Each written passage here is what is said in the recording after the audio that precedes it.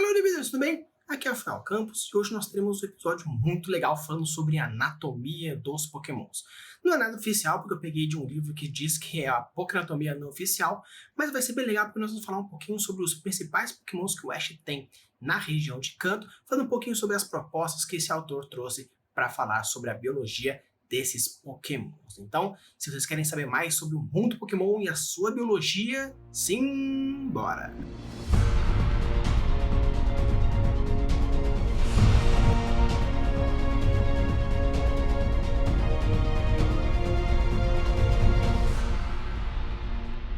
Então, galera, como eu falei aqui na introdução, eu vou falar um pouquinho sobre os Pokémons, mais focado nos Pokémons do Ash em Kanto. O objetivo dessa série é mais utilizar um pouco da biologia trazida por esse livro, por esse material, para ajudar vocês a criar algumas criaturas e fazer algumas bases biológicas a partir dessa relação, beleza? Então, basicamente, o que nós iremos falar um pouco hoje são os principais Pokémon do Ash dentro da sua última evolução que aparece no anime na região de Kanto, onde a gente vai falar um pouquinho sobre como o autor considerou algumas funcionalidades, seja elas biológicas, fisiológicas ou até mesmo de evolução, beleza? Então aqui esse material, esse PDF vai estar no link na descrição, então caso você queira, esse PDF também vai estar bonitinho para você. Então, para a gente começar um pouquinho falando sobre a anatomia dos Pokémons, eu queria começar falando que dentro do próprio jogo fala que os Pokémons eles são feitos a partir de ovos. Então você pode até pensar que, beleza, então quer dizer que não existe nenhum mamífero dentro dos Pokémons. Na verdade, sim existe, porque existem os monotremados. Os monotremados, eles são um grupo de animais dentro da classe dos mamíferos que produzem ovos, são ovíparos. Vocês podem ser monotremados, placentários ou marsupiais. Placentários como a gente, que se as fêmeas formam placenta, marsupiais, como por exemplo os cangurus, que têm uma bolsa, ou os monotremados, que são os mamíferos que produzem ovos. Então, fala um pouquinho sobre a questão dos ovos que aqui o autor ele traz. Uma coisa interessante é que nos próprios ovos já começa a falar um pouco sobre a questão biológica dos ovos. Se você for ver, ele não foge muito sobre a questão de como o ovo funciona, como um ovo com uma camada de carbonato de cálcio, tem assim as gemas, tem as claras e toda a questão do líquido amniótico e tudo mais. Então você percebe que ele não foge muito do que é encontrado na questão de ovo. Por quê? Porque como o ovo ele é uma estrutura muito bem estabelecida biologicamente falando, então seria um pouco fora ele querer fugir um pouco muito do fantástico. Então quando você for criar as suas criaturas fantásticas, você pode utilizar de estruturas que não existem, pode criar estruturas novas. Porém, se você utilizar de estruturas biológicas que já existem, fazendo a sua correlação, você vai ter uma estrutura bem mais fortificada biológica, evitando que você crie alguns buracos na hora de fazer as suas criaturas fantásticas. Então, uma coisa interessante que eu queria começar falando são aqui alguns ovos, como por exemplo, aqui nós temos o ovo número 6, que é o ovo do Pikachu. Como vocês podem ver, é um ovo assim, bem tradicional, não existe uma estrutura muito clássica, tanto que se você observar o ovo, ele não existe alguma característica que você fale, nossa, realmente parece o Pikachu, mas em contrapartida, se vocês forem aqui e observarem o ovo número 8, que é o ovo do Charmander, é uma coisa bem interessante porque ele já remete o âmbar, já as cinzas, como se dentro do próprio ovo, para que consiga fazer o desenvolvimento daquele pequeno ser que precisa de um calor muito intenso para sua sobrevivência. Ele precisa ser coberto por uma areia quente, um âmbar, uma lava solidificada. Então eu acho bem interessante porque já começa com algumas modificações interessantes. Tanto aqui, se a gente for seguindo na estrutura número 3, né, o ovo número 3, que é o ovo do Squirtle, ele traz essa ideia de um ovo que se assemelha talvez a questão das cores, um pouco relacionado talvez a uma praia, possível referência ao crescimento das tartarugas normais do nosso mundo real.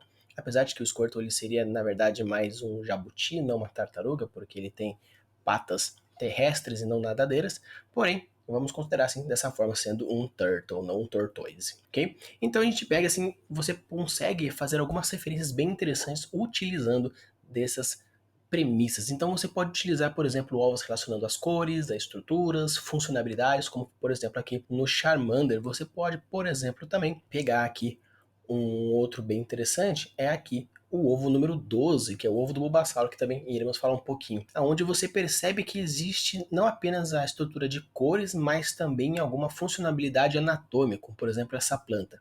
O próprio autor coloca que o Bulbasauro ele tem um parasita simbiótico, da mesma forma que os cupins também precisam dessa simbiose para poder sobreviver, porque sem os protozoários, as bactérias que degradam a celulose dentro dos seus intestinos, o cupim não poderia sobreviver, e sem o cupim, esse ser microbiótico não teria uma estrutura forte para quebrar a celulose para ser digerida. Então precisa ter essa simbiose para a sobrevivência. Então acredito que uma forma de ter essa construção simbiótica seria já dentro do ovo, aonde a evolução fez com que a espécie Bulbasauro colocasse seus ovos numa região onde possui essa planta parasita, pelo menos as sementes dessas plantas parasitas, para fazer essa correlação interessante. Você pode pegar, por exemplo, também o ovo número 13, que é o ovo do Lapras, que é bem legal porque você percebe que ele tem um ovo mais alongado, não é tão ovoide como na maioria, porque se você for pegar, por exemplo, o Lapras, ele por ter uma estrutura um pouco mais alongada, ele pode sim ter uma estocagem de ovos um pouco diferenciado. Então, você pode construir diversas formas, como eu falei, a construção dos seus ovos a partir de funcionalidade, estrutura anatômica, fisiologia do próprio ser vivo. Então, eu acho bem interessante você, na hora de for construir a sua criatura fantástica, o nascimento, as estruturas anatômicas do nascimento é algo bem interessante que você pode colocar, porque, como foi mostrado, por exemplo, no filme Alien, o Oitavo Passageiro, essa relação do nascimento do alien a partir da infecção do cara, onde o ovo abre, o parasita gruda na cara e depois sai de dentro do cara. Então essa estrutura de nascimento é interessante porque causa também um certo terror bem interessante. O Monkey, aí no número 20, como um ovo mais tradicionalzão dentro das estruturas nos gerais. Tá? Então, como eu falei, eu vou abordar apenas os pokémons do Ash Encanto, ok? Falando um pouquinho sobre o seu último estágio referenciado. Então, por exemplo, o Bulbasauro ele não evolui, então falei a análise dele. Já o Charizard é a evolução final do Charmander, então eu vou apenas avaliar o Charizard, não falando da sua linha evolutiva, para que também o vídeo não ficar muito extenso. Mas caso vocês gostarem dessa sequência e vocês quiserem que eu faça uma referência de todos os 150 pokémons que tem nesse livro, 152 porque também tem o Togepi, eu posso ir destrinchando Pokémon para Pokémon. Beleza? Então, aqui esse objetivo é mais a gente conversar um pouquinho sobre anatomia e colocando alguns pontos interessantes que a gente pode ir abordando, beleza? Então, começando aqui, número 1, nós temos o Bulbasauro como o estágio de planta número 1 que o Ash conseguiu capturá-lo. Então é bem legal porque você consegue observar, sim, essa conexão parasitória simbiótica, onde o próprio autor coloca dentro dessa estrutura o bulbo com essa evolução simbiótica. Como você pode observar, dentro do bulbo do Bulbasauro, nós temos uma semente em crescimento, onde essa vinha ela vai crescendo aos poucos. Então, quando você percebe no decorrer da anatomia como um todo dele, você percebe que essa planta ela vai desenvolvendo, vai adentrando nos músculos, vai se conectando a outras estruturas, chegando na questão do cérebro. Existe também alguns parasitas, alguns nematóides que eles entram dentro de alguns insetos, tomam conta do sistema central. Isso consegue fazer esse controle. Dentro do Paras e o Parasect, que são dois pokémons bem interessantes que abordam essa questão, porém a gente não vai trabalhar muito hoje, tem essa questão parasitária de controle. Porém aqui no Bulbasauro acredito que seja uma conexão aonde faça com que o Bulbasauro tenha um controle mais nervoso sobre o parasita planta, da mesma forma que esse parasita vai sugando um pouco dessa questão. Tanto que você pode ver que na região do rim, vou pedir pro editor circular o rim para vocês, o rim produz ureia, e a ureia é um grande composto químico, é o nitrogênio. O nitrogênio é uma das substâncias primárias para o crescimento da planta. Então é bem legal porque o autor ele coloca de uma maneira onde você percebe que, da mesma forma que a planta ela tem esse desenvolvimento junto com o animal dá um pouco de benefício para a planta também. Onde o Bulbasauro, por exemplo, não precisa necessariamente excretar toda a parte da ureia que ele produz, porque ele pode utilizar desses compostos nitrogenados a partir da própria urina que ele mesmo produz para o crescimento da planta e no desenvolvimento para o Ivysaur e do Venossauro no final das contas. Então você percebe também que quando você sobe um pouco aqui na região do bulbo existe tanto uma estrutura fotossintética quanto uma estrutura vascular animal, tanto que explica uma das formas do Bulbasauro poder utilizar o raio solar é porque essa energia produzida pela planta não necessariamente ela vai ser algo que vai ser feita para a produção do próprio alimento, mas sim para a captação dessa energia, convertendo assim em um raio solar. E você percebe que o cérebro ele começa a ter essas relações com esse animal, começa a ter relações com essa planta, fazendo esse crescimento. Então eu acho bem legal que quando você for estruturar os seus animais, você pode muitas vezes criar associações interessantes.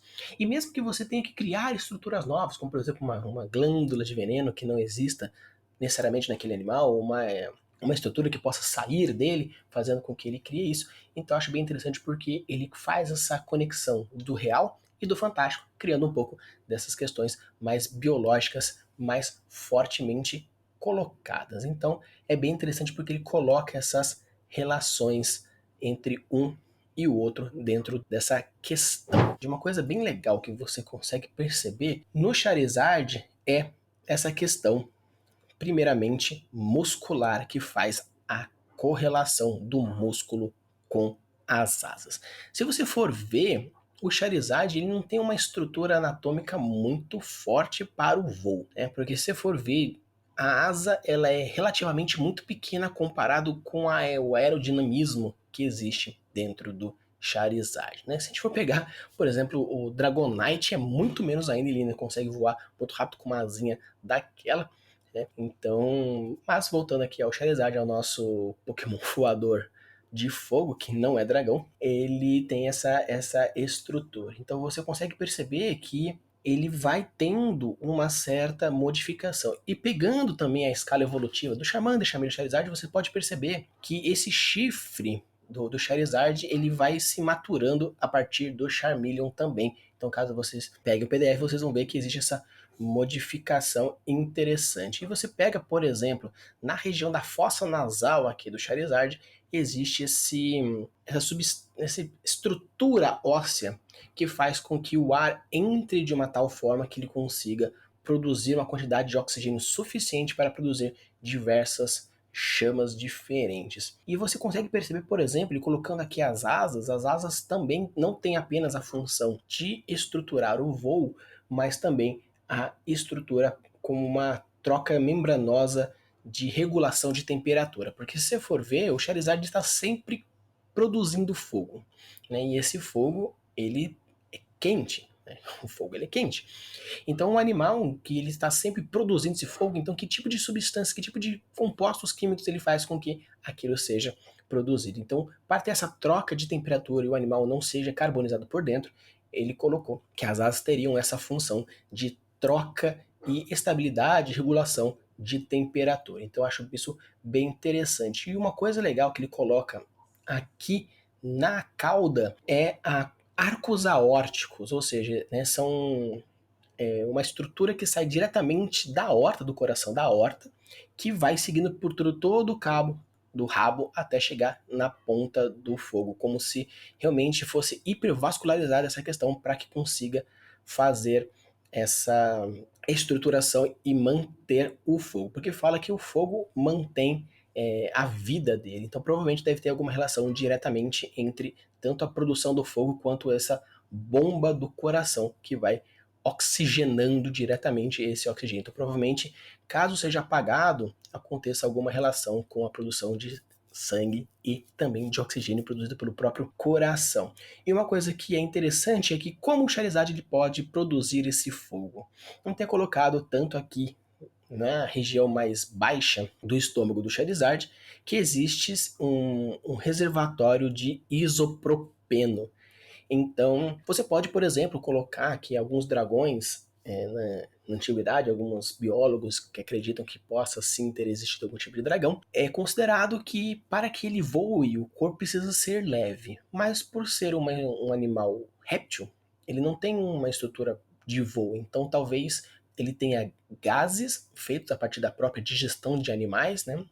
Gás carbônicos no geral, metano, que faz com que ele voe, e esse gás é utilizado como fogo. Então, para a construção do fogo, o Charizard colocou aqui, na verdade, isopropeno líquido, que é muito inflamável, produzindo esse fogo que ele vai consumindo e assim, aos poucos, ele vai colocando.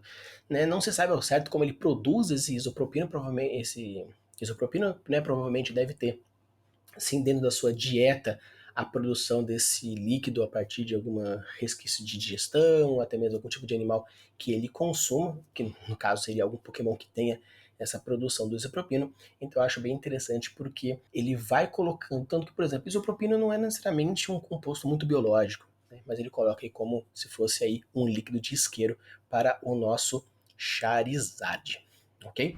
E é bem legal porque você já consegue observar algumas coisas interessantes. Você pega aqui, ele faz essa transparência entre esses dois pontos, colocando a estrutura óssea orgânica de um lado e a parte externa para fazer essa comparação. Onde ele fala que o Squirtle ele possui uma membrana de alta densidade nos seus olhos para que ele consiga nadar debaixo d'água sem ter algum tipo de problema. Isso é muito comum, principalmente em répteis, que tem essa estrutura marítima, até mesmo répteis no geral tem essa estrutura membranar muito forte. Tanto que os humanos possuem essa estrutura membranar ocular, mas um pouco menos desenvolvida, já está um pouco atrofiada, que ficaria bem aqui no cantinho do olho, nessa parte que você encontra aqui nesse cantinho.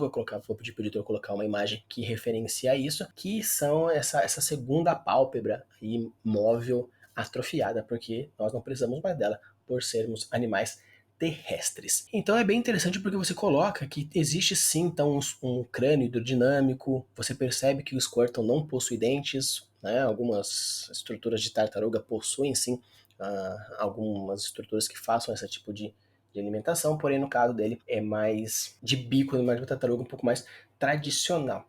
E vocês conseguem perceber que existe então aqui dentro da estrutura anatômica de órgãos do Squirtle, que é bem interessante que nós temos pulmões largos, né? Por quê? Porque por ser um animal que ele é aquático, porém ele não respira debaixo d'água, ele precisa de pulmões muito grandes para poder fazer essa respiração. E você consegue perceber que nós temos, por exemplo, o intestino delgado também presente, que me parece ser relativamente pequeno. Seria um intestino delgado relativamente pequeno, apesar de, não porque está escrito small intestine, tá? Porque small intestine ele é intestino delgado, mas pelo posicionamento e pelo tamanho, provavelmente não deve ser uma estrutura muito grande relacionada diretamente à sua alimentação. Então eu acho bem legal porque você pode utilizar também dessas referências que já existem realmente no mundo real, como por exemplo estômagos muito grandes para animais carnívoros e intestinos menores, porque ele absorve mais proteínas no começo do intestino, ou animais herbívoros que possuem estômagos menores, porém intestinos maiores para absorver essa questão da celulose das plantas, e animais mais onívoros que têm uma relação meio que de igual para igual, porque precisa ser relativamente eficiente nos dois tipos de alimentação. Então você pode perceber que existe todas essas relações bem interessantes, onde você consegue construir tanto a funcionalidade locomotiva, como por exemplo, foi mostrado aqui no crânio do Squirtle, juntamente com a sua membrana semi-transparente, que ele consegue utilizar para a proteção dos seus olhos debaixo d'água em alta velocidade. Você pode ver essa grande estrutura de pulmão, apesar também de existir guelras adjacentes. Então, nós estamos falando de um animal que ele pode literalmente respirar em terra e também respirar debaixo d'água, né? Pegando esses dois pontos. Então você percebe essa relação bem interessante. Então você pode colocar animais aquáticos que respiram pela água diretamente, como peixes. Então você percebe que o Squirtle ele já começa a ter alguns fatores fantásticos quiméricos, né? Onde você pode ter essas duas relações bem diretamente. Então você percebe que existe então tanto que as garras elas são super eficientes, onde ele pode respirar tanto debaixo d'água quanto respirar na terra ao mesmo tempo. Então ele pode tanto utilizar os pulmões em terra, quanto eles podem também respirar diretamente com as próprias guerras. Só fazendo um adendo, você já consegue ver no Metapod internamente que realmente ele é um casulo que está se desenvolvendo para virar uma Butterfree, tanto que o Kakuna também, se você pega internamente, também tem uma pseudo-Beedrill que está se desenvolvendo lá.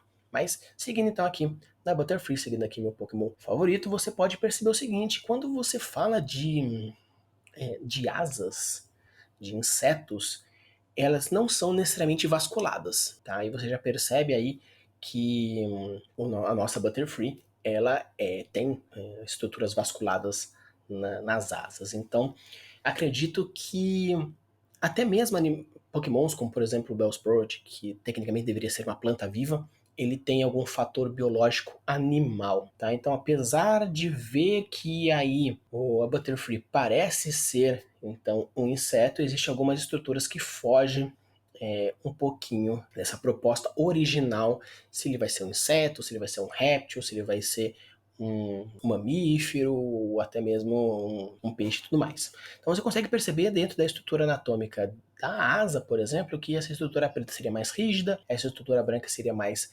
flexível. Nós temos aí o cérebro da Butterfree. E uma coisa interessante é que quando você vê na animação, ela possui dois microdentinhos, onde ela se mexe a mão, a boquinha, comendo o alimento. Então ele deduz que debaixo dessa estrutura deve ter um conjunto de bocas mostrados aí no desenho. Obviamente, na antena, fazendo essas glândulas sensoriais, como todo bom inseto possui essas glândulas sensoriais, e você percebe que tem essa estrutura de nervos e os olhos compostos, como um bom inseto, esses olhos compostos. Então eu acho bem interessante porque, se você for considerar que a Butterfree, ela realmente é uma borboletona, onde você pode perceber que parece que ela possui apenas duas asas, né? Seria de uma asa de um lado com uma asa do outro, porém as borboletas elas possuem dois pares de asas, onde essa maior é uma asa e essa menorzinha, esse arco menor, também é uma outra asa. Então ela seria, na verdade, quatro asas dentro da estrutura da borboleta. Então você consegue perceber que existe, então, como função anatômica mais direta, como função biológica mais direta, ele simplesmente pegou uma estrutura, um bicho, um animal, uma estrutura que já existe, e foi fazendo algumas pequenas modificações, criando aí, então, esse animal, esse Pokémon bem estruturadinho, bonitinho, sem muitas... Ah, mas como ele faria, por exemplo, o golpe confusão, algum golpe psíquico? Então, você pode utilizar, por exemplo, do psíquico, a confusão, né? As ondas sonoras confundindo a mente da pessoa a partir do seu bater de asas hipnótico, como existe muito animais que têm essa questão hipnótica pelo tamanho, estruturação das asas, esse efeito ocular de confusão que ele pode ir causando com essas estruturas. Então eu acho bem interessante porque você pode, juntamente das asas, como tem nas mariposas a produção dos pólens e outras produções próprias, como soníferos, paralisantes, etc e tal, dentro dessa própria postura, dessa própria estrutura aí anatômica da Butterfree. Que se vocês forem ver, o Pidgeot ele não foge dentro de uma estrutura de pássaro tradicional, tanto que você consegue ver a parte mais da junção das asas, mais acima, você consegue ver as ramificações, os ossos, toda a estrutura, tudo certo. Então, em termos gerais, o Pidgeot juntamente com a Butterfree, eles são pokémons muito próximos e pokémons que, apesar de serem fantásticos dentro dessa estrutura, você percebe que existe sim essa relação mais forte anatômica proposta aqui por esse autor, né? O cara que fez todos esses desenhos. Então, você percebe que ele se dá o trabalho de colocar o gastrocnêmico, o quadríceps, o peitoral, ou supra, né, corticoides. Então, assim, você percebe que existe sim esse estudo anatômico que ele fez para a exploração do voo e tudo mais dentro das estruturas. Então você pode perceber que existe sim toda essa relação que tem entre um entre o outro.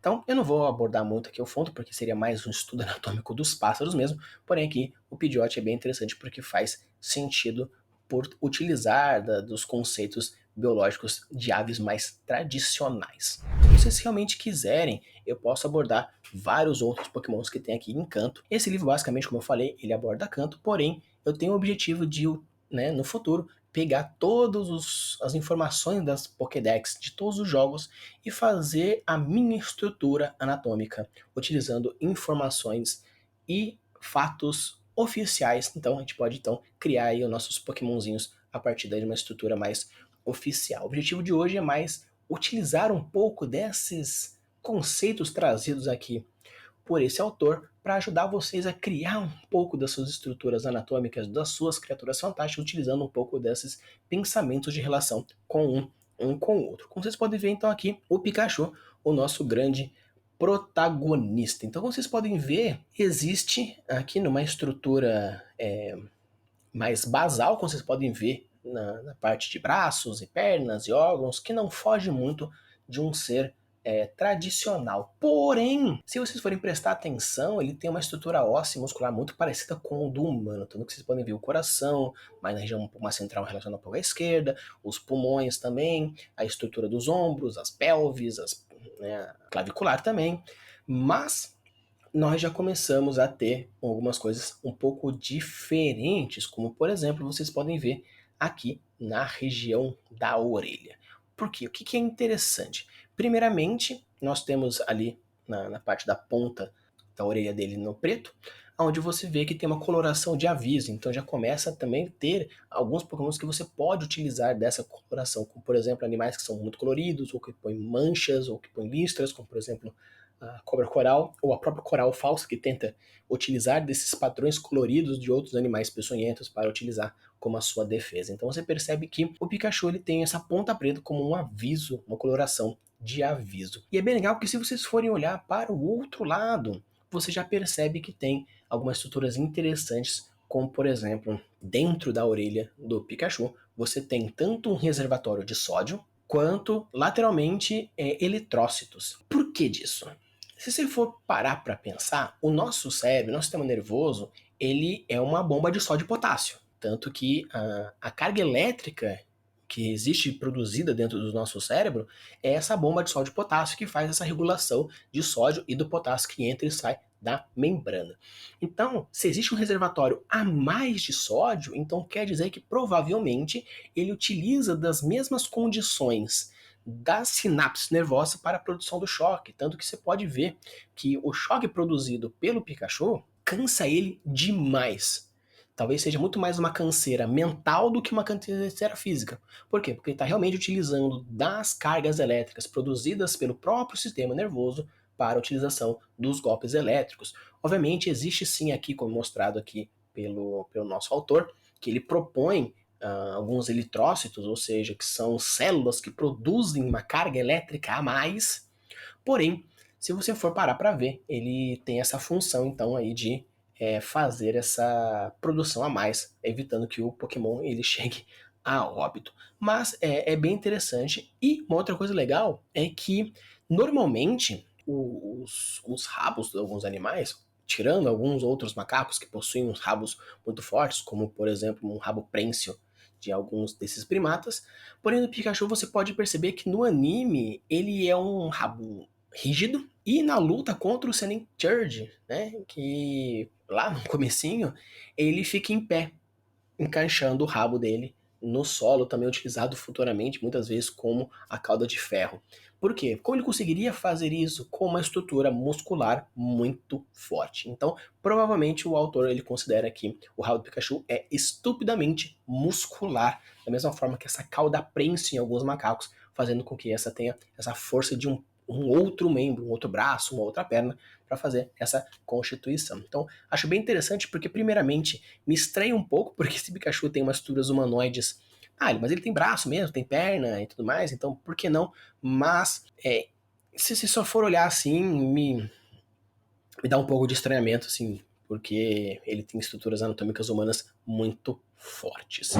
Então, seguindo aqui dentro dos nossos Pokémon, a gente chega no Primeape. O Primeape foi um episódio muito rápido, onde ele capturou o Primeape e já deixou o Primeape para treinar com um outro cara. Então acho bem legal, por quê? Porque se você for ver, o braço do Primeape, ele sai da cabeça, da mesma forma que o do Geodude, que também sai da cabeça, porque não tem estrutura, então as conexões musculares são um pouco diferenciadas. Tanto que você pode ver que o músculo frontal fica aqui na região da testa. O deltoide, que deveria ser esse músculo do pescoço, se encontra aqui na região da cabeça, né? Sendo que o deltoide, né, maior em cima, o deltoide anterior mais pro braço. Então, assim, você percebe que existe sim algumas conexões musculares um pouco diferentes. Que pode ser que futuramente isso tenha alguma relação com a função muscular que o Primeape tenha. Então acho bem legal porque você pode muito bem pensar em algumas propostas novas. Você pode muito bem pegar um livro anatômico e utilizar de algum músculo para mais ou para menos, como por exemplo, você pode colocar um tríceps muito mais forte que um bíceps, por exemplo, num animal. Você pode colocar um bíceps mais forte que um quadríceps, porque ele anda pelas pernas, né? Ele anda pelos braços e não pelas pernas, ou até mesmo modificar a posição dos deltoides ou dos quadríceps, dos tríceps, dos glúteos e tudo mais. Então você é interessante porque apesar do Primeape ser um Pokémon muito simples, que você pode ver dentro aqui da estrutura proposta pelo cara, mas ele simplesmente modificou a estrutura. Então, uma das formas de você também criar criaturas novas é você modificar as estruturas anatômicas daquilo que já existe. Você pode muito bem, por exemplo, se nós temos o cavalo, mete um chifre dele, nasce um unicórnio. Mete 2 chifres, tem um bicórnio. Colocam 4, 5, 6 chifres, colocam 2 cabeças no cavalo, 3 cabeças no cachorro, nós temos um Cerberus. Então você consegue sim utilizar de alguns animais que já existem, fazer algumas modificações pequenas, onde você acha algo bem interessante, como por exemplo o Capricórnio, que é o peixe juntamente com o bode, que você fez essa mescla aí desses dois seres. E é interessante porque ele propõe, da mesma forma que é dito nas Pokédex, que roupas ou qualquer outro algo que se assemelhe a roupa, seja cabelo e tudo mais, na verdade é parte do corpo do bicho, é parte do corpo do Pokémon. Tanto que você pode ver que essas munhequeiras que ele possui, na verdade, são calcificações, são estruturas calcificadas, como se fosse realmente uma munhequeira de osso. Então é realmente plausível de se quebrar, porém aí é algo calcificado realmente dessa forma. Então eu acho bem legal, por quê? Porque se você for parar para ver, a mão dele parece que é uma luva. Mas na verdade, se você for olhar por dentro, realmente teriam dedos. Da mesma forma que a nadadeira da baleia parece ser uma nadadeira fechada, se você for um raio-x da nadadeira da baleia, ela possui dedos. Carpos, metacarpos, da mesma forma da sua mão. Vou até pedir aqui para o editor colocar uma imagem do raio-x da nadadeira da baleia para vocês darem uma olhada. Então, o cara ele propõe que realmente existem dedos, tanto que existem tendões de suporte de cartilagem para cada um dos dedos. Porém, para a evolução desse Pokémon dentro da sua proposta de design, foi feita essa estrutura mais muscular protegendo essa mão, fazendo com que ele fosse um forte pugilista. Até que então a gente chega no Kingler. Então assim, como vocês podem ver, o Kingler, ele tem uma estrutura muito básica de um caranguejo. Mas, se vocês forem ver novamente, os artrópodes possuem um sistema de locomoção um pouco diferente. Então, não necessariamente nós estamos falando assim de músculos. Então, assim, o cara está considerando que todos os Pokémons eles são quase que cordados, né? São praticamente todos animais com vértebras. Né? Alguns, né, como mostrado, por exemplo, o Gastly, que na verdade é um aglomerado de micro-organismos, mas não entra muito no caso, mas muitas vezes você percebe que o autor ele considera que a grande parte são de animais cordados. Cordados são dos peixes, aves, mamíferos, répteis e anfíbios. Mas seguindo aqui, você vê que, por exemplo, nós temos a estrutura do Crab, ou do Kingler mais especificamente falando, sobre essa questão. Ele considera também que vai seguindo. Então, assim, o Kingler não tem muitas modificações, porque existe sim muitos animais, principalmente esses cirizões, que possuem pinças gigantescas e pinças menores, onde a pinça grande corresponde a pinças mais de defesa, como até mesmo ele usa o golpe marretada, ou até mesmo golpes relacionados à produção de bolhas e raios, etc e tal. Com a pinça grande, a pinça menor seria mais de manipulação de algo mais sutil, até mesmo para alimentação, porque, por exemplo, muitos ciris, muitos caranguejos fazem isso de utilizar o grandão para defesa, para proteção, e o menorzinho para alimentação. Então eu acredito que o Kingler utilize da mesma forma. Já o Crab, por ter iguais, eu acredito que ele use os dois para as duas coisas, porém o Kingler usa mais especificamente para isso.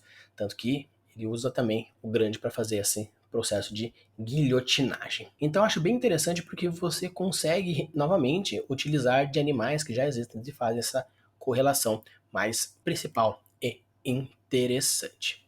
Quando a gente chega então aqui no Muk, uma coisa bem interessante porque ele foge um pouco dessas estruturas que nós temos tradicionais dos animais que a gente viu até então. onde você consegue perceber o pseudópodos, você consegue perceber também uma questão do protoplasma. Então você percebe que o cara, ele propôs como se fosse uma ameba gigante, como se fosse um cubo gelatinoso dentro do D&D, onde você estrutura algum animal, algum ser que seja micro, fazendo com que ele fique macro.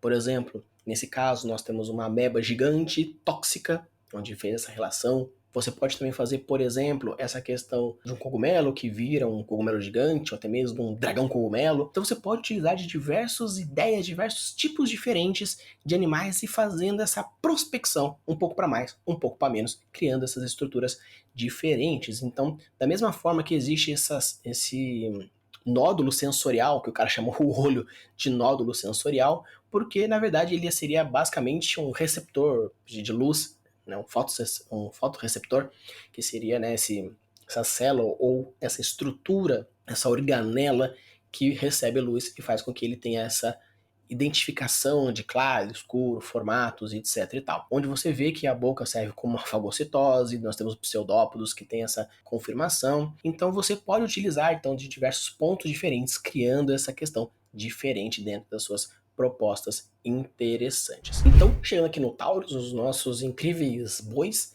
que acho legal porque o Ash captura 30 na Safari Zone. Então, acho bem legal, bem interessante. Mas se vocês forem ver, o Taurus, ele não foge muito da proposta. A única diferença é que você percebe que o Taurus, ele possui 3 caudas diferentes, né, onde tem essa conexão. Porém, se você for ver dentro de uma estrutura tradicional, ele praticamente ele focou mais na questão anatômica muscular, mostrando que existe realmente essa questão mais forte do Taurus como um boi mesmo, propriamente dito. E como vocês podem ver, ele também considerou que esses 3 pontos que tem aqui na testa do Taurus, na verdade, seria projeções ósseas do próprio crânio, onde vocês também podem ver aqui nessa proposta que ele fez. Então, basicamente, não muda muito o Taurus dentro da sua anatomia proposta, porém, eu acho bem interessante que visualmente você consegue ter essas correlações bem interessantes dentro desse Pokémon aí, que na verdade não deixa de ser apenas um touro gigante, porém, por que não? Então aí a gente chega aqui no Lapras, onde vocês podem ver exatamente aquilo que eu comentei anteriormente com o Primeape aqui no Lapras também, onde você percebe que o Lapras provavelmente também deve ser um animal cordado, então ele percebe que tem aí essa estrutura aí mais próxima de nós com essas mãos. Beleza? Então, apesar de ser uma nadadeira que nem, por exemplo, nas baleias, nos golfinhos, tem essa questão bem forte. Então, é bem legal porque o Lapras ele mostra essa proposta mais de animal mesmo também, onde você consegue perceber a coluna espinhal, você consegue ver o intestino e tudo mais, aonde existe essa estrutura. E uma coisa que eu achei bem legal é que ele coloca que o Lapras possui uma ossidificação no pescoço, então deve ser por isso que ele tem pouco movimento de pescoço, como você pode ver na animação, tem um movimento meio duro do pescoço pelo fato de ter uma ossificação nesses tendões. E ele mostrou que esses caroços que tem aí na parte de trás do Lapras servem para o equilíbrio dele. Então ele deve utilizar porque, como deve ser algo mais pesado, então ele deve usar como uma estrutura de água dentro, por exemplo, dos barcos, dentro, por exemplo, de submarinos, que faz esse controle do equilíbrio. Então essa regulação interessante feita dentro da própria estrutura óssea do Lapras. Então eu acho bem legal porque você, novamente, você percebe que você pode muitas vezes colocar criaturas fantásticas que soltam gelo, raio, ácido e qualquer outra coisa, porém utilizando de estruturas básicas anatômicas reais que façam sentido, fazendo com que, puxa, esse animal até que poderia existir. Obviamente, soltar um raio que congele talvez seja um pouco forçado, mas porque da mesma forma que um animal pode soltar um ácido, ele não pode soltar uma substância que faça um resfriamento ao tocar na pele do animal ou de alguma coisa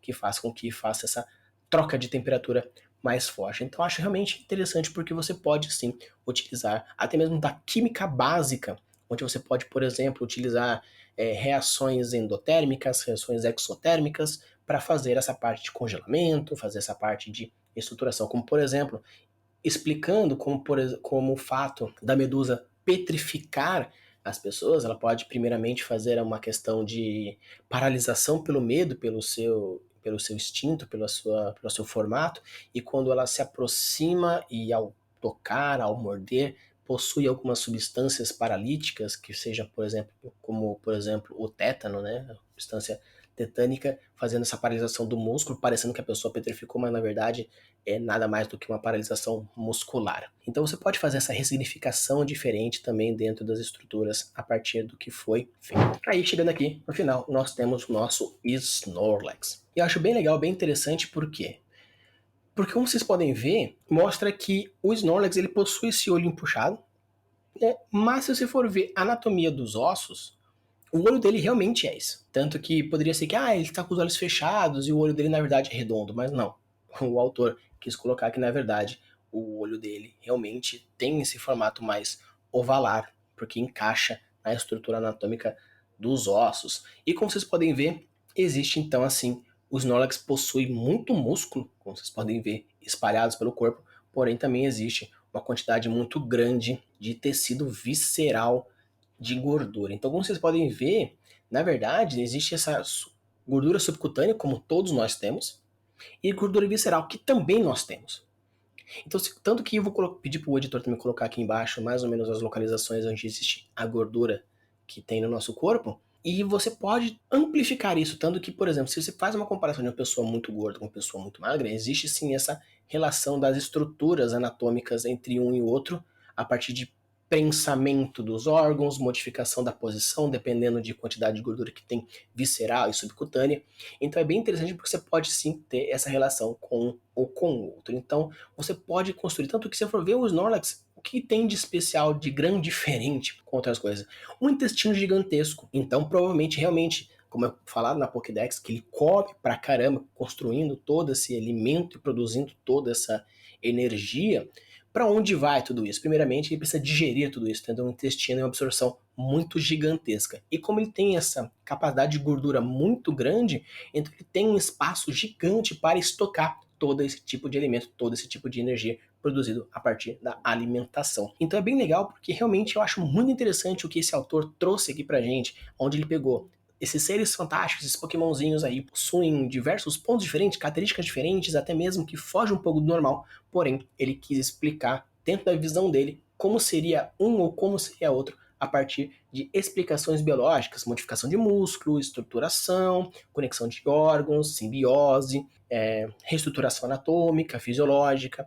Então é bem legal porque isso é world building. Você construir coisas que possam até mesmo ser fantásticas dentro de um mundo criado 100% do zero, mas quando você coloca e consegue fazer concepções que explique de uma forma mais rígida, uma forma mais pesada, uma forma mais forte sobre essa questão, você consegue ter, então, essa relação biológica causando que antes era um estranhamento para agora algo que fique realmente mais fácil de entender, mais fácil de aceitar. Por quê? Porque não apenas algo que vai ser incrível, como a Lei Zero de Brandon Sanderson, onde fala que o entretenimento e a felicidade está acima de tudo, mas utilizando também a suspensão da descrença, fortalecendo isso. Então você vai estar criando algo muito legal, utilizando essa lei primária, mas também trazendo um arcabouço muito forte quanto à suspensão da descrença também, ok?